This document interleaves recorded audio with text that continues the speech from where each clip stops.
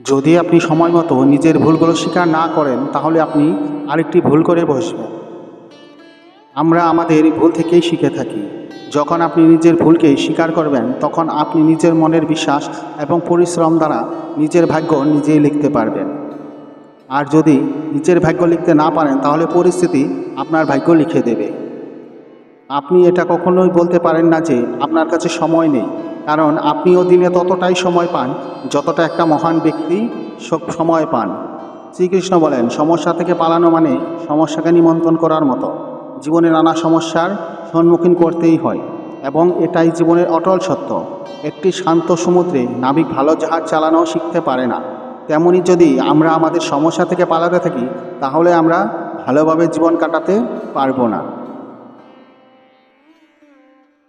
বিশ্বাস এমন একটি শক্তি যা ধ্বংস হওয়া পৃথিবীতে উজ্জ্বল আলো এনে দিতে পারে।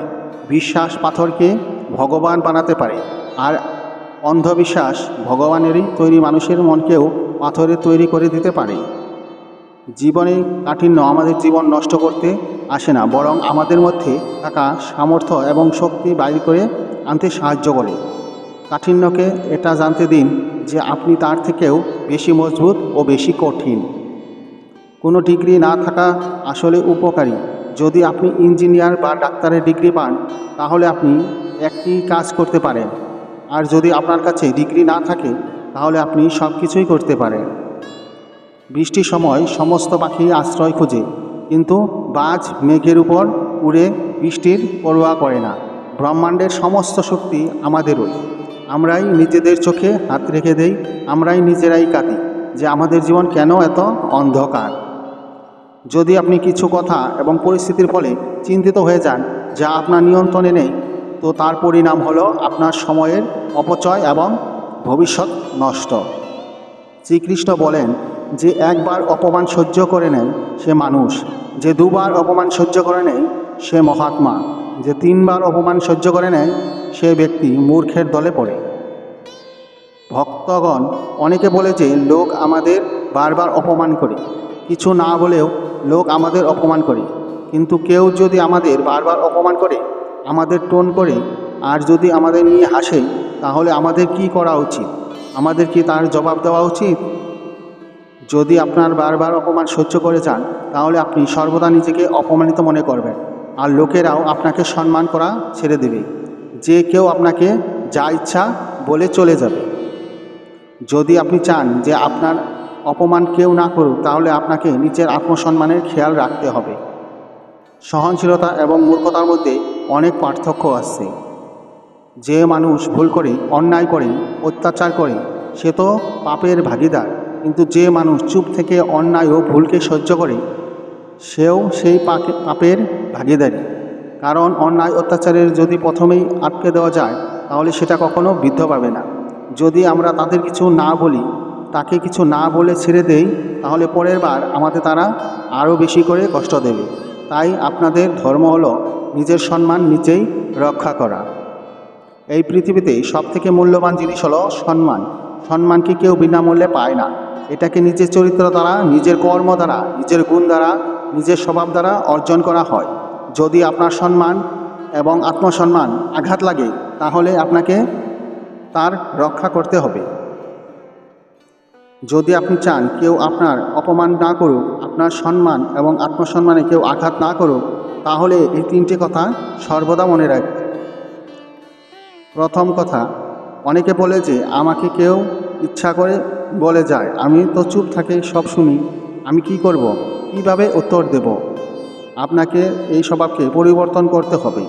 অনেক লোক আছে যারা সব কিছু সহ্য করে যায়, আবার যখন তাদের সহ্য ক্ষমতা শেষ হয়ে যায় তখন একদম ঘুমের মতো ফেটে যায়। এর ফলে তাদের সম্পর্ক ভেঙে যেতে পারে, আর সে নিজেও পরে অনুশোচনা করে।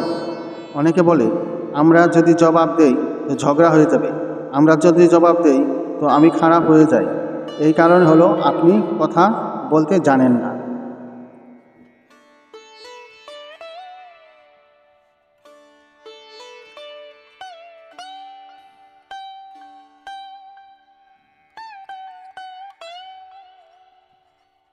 কারো কথার উপর জবাব দেওয়া মানে এই নয় যে আপনি তার সাথে ঝগড়া করছেন নাকি রাগ দেখাচ্ছেন। কি যদি কেউ আপনাকে এমন কথা বলে যা অনুচিত, তাকে শান্ত থেকে জবাব দেওয়া উচিত। কারোর কথার উপর জবাব দিলে তা ঝগড়া করা হয় না, ক্রোধ করা হয় না। আপনাকে শিখতে হবে যে ক্রোধিত না হয়ে লোকের কথায় কিভাবে জবাব দেওয়া যায়। অনেকে বলে যদি আমি জবাব দেই তাহলে ঝগড়া হয়ে যায়। অনেকে বলে যদি আমি জবাব দেই তো সামনে লোক আবার আরেকটা জবাব দেয়, যার ফলে আমরা একদম চুপ হয়ে যাই। আমরা কি করব? আমরা কথা বলতেই পারি না। কিন্তু যতক্ষণ না আপনি কথা বলবেন ততক্ষণ আপনি কথা বলতে শিখবেন না। এমন চলতে থাকলে তাহলে যে কেউ আপনাকে চুপ করিয়ে চলে যাবে। যত কথা বলেন ততই লোকের প্রশ্নে ভালো জবাব দিতে শিখবেন। যদি আপনি কথাই না বলেন, যদি আপনি জবাবই না দেন, তাহলে আপনার বুদ্ধি, আপনার কথার বিকাশ কিভাবে ঘটবে? একটি ব্যক্তি সাঁতার কাটতে গেলে যখন সে ব্যক্তি প্রথম দিন সাঁতার কাটার জন্য যায়, সে তো সাঁতারও জানে না, সে ডুবে যাচ্ছিল। তার বন্ধু পাশে দাঁড়িয়েছিল। সেই ব্যক্তি যে ডুবে যাচ্ছে সে তার হাত পা চালাতে লাগলো, কিন্তু সে ডুবতেই থাকলো। তখন তার বন্ধু দেখলো এ হয়তো ডুবেই যাবে, তখন তাকে বাঁচিয়ে আনলো। সে জল থেকে এতটাই ভয় পেয়ে গেল যে ভাবলো আমি জলে তখনই নামবো যখন আমি সাঁতার শিখে যাব। আচ্ছা, এটা কি কখনো সম্ভব? কোনো ব্যক্তি কি জলে না নেমেই সাঁতার কাটা শিখতে পারে? ঠিক এইভাবেই আপনি যদি কোনো ব্যক্তির প্রশ্নের উত্তর না দেন, জবাব না দেন, তাহলে আপনি কি কথা বলতে কিভাবে শিখবেন? আপনি যদি এভাবে চুপ থেকে সহ্য করে যান তাহলে কিভাবে কথা বলা শিখতে পারবেন? সর্বদা মনে রাখবেন, আপনি যদি সবার কথায় এইভাবে চুপ করে সহ্য করে যান তাহলে আপনি সারা জীবন অপমানিত হয়ে থাকবেন। শান্ত মনে রেগে গিয়ে লোকের প্রশ্নের জবাব দিতে শিখুন। এটাই তো ভালো গুণ। কিন্তু অধিকাংশ লোক জবাব দিতে পারে না, খালি রাগ দেখায়, ঝগড়া করতে পারে। আপনাকে এটাই অভ্যাস করতে হবে যে না রেগে গিয়ে শান্ত মনে লোকদের প্রশ্নের জবাব দিতে হবে। চুপ করে কিছু সহ্য করার দরকার নেই। এটা মনে রাখবেন, যতক্ষণ না আপনি নিজের সম্মান রক্ষার জন্য যে চেষ্টা করবেন ততক্ষণ আপনার রক্ষা করার জন্য কেউ আসবে না। যেদিন আপনি আপনার মধ্যে সাহস অনুভব করবে পারবেন, শক্তি জাগিয়ে তুলতে পারবেন, সেদিন আপনাকে পৃথিবীর কেউ হারাতে পারবে না। আর আপনি সমস্ত অন্যায়ের প্রতিবাদ করতে শিখে যাবেন। দ্বিতীয় কথা, আপনি নিজেকে সবসময় উন্নত করতে থাকুন, নিজের জ্ঞানকে বাড়াতে থাকুন। প্রতিদিন নিজেকে জিজ্ঞাসা করুন যে আপনি জীবনে কী শিখেছেন, কী প্রাপ্ত করেছেন। জ্ঞান শুধু বই থেকে পাওয়া যায় না। হ্যাঁ, বইয়ে পড়তে হয়, বই আপনার বুদ্ধি বিকাশ করে, যার ফলে আপনি জীবনে অন্যরকমভাবে দেখতে পাবেন। কিন্তু নিজের মনকে, নিজের চেতনাকে বৃদ্ধি করা দরকার।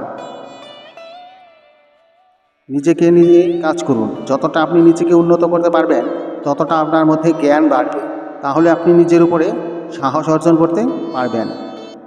আর যত আপনি নিজের উপর সাহস পাবেন ততটাই আপনি নিজের উপর হওয়া কোনো অত্যাচার চুপ করে সহ্য করতে পারবেন। তখন আপনি নিজের সম্মান রক্ষা নিজেই করতে পারবেন।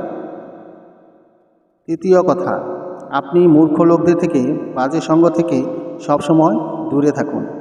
কারণ এমন লোক কখনো কাউকে খুশি দিতে পারে না। এমন লোক অন্যদের খুশি দেখে ঈর্ষা করে।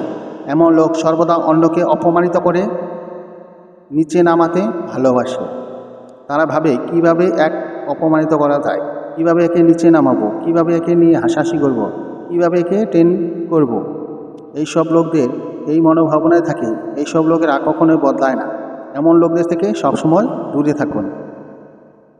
যদি আপনি জীবনে এই তিনটি কথা মনে রাখেন, জীবনে প্রয়োগ করেন, তাহলে কোনো ব্যক্তি আপনাকে আর অপমানিত করতে পারবেন না। তাই আপনার সম্মান এবং আপনার আত্মসম্মান রক্ষা আপনাকে নিজেই করতে হবে। ভক্তগণ, এই ভিডিওটি এখানেই শেষ হলো। এই ভিডিওটি বলার সময় যদি কোনো ভুল হয়ে থাকে তাহলে আমি ক্ষমা প্রার্থী। ভিডিওটি যদি আপনার ভালো লাগে থাকে তাহলে অবশ্যই একটা লাইক করুন। আপনি যদি ভগবান শ্রীকৃষ্ণের ভক্ত হন তবে অবশ্যই কমেন্টে জয় শ্রীকৃষ্ণ এবং রাধে রাধে লিখুন এবং সাবস্ক্রাইব করে আমার পাশে থাকুন। দেখা হচ্ছে পরবর্তী ভিডিওতে। নিজের খেয়াল রাখুন। ধন্যবাদ। জয় শ্রীকৃষ্ণ।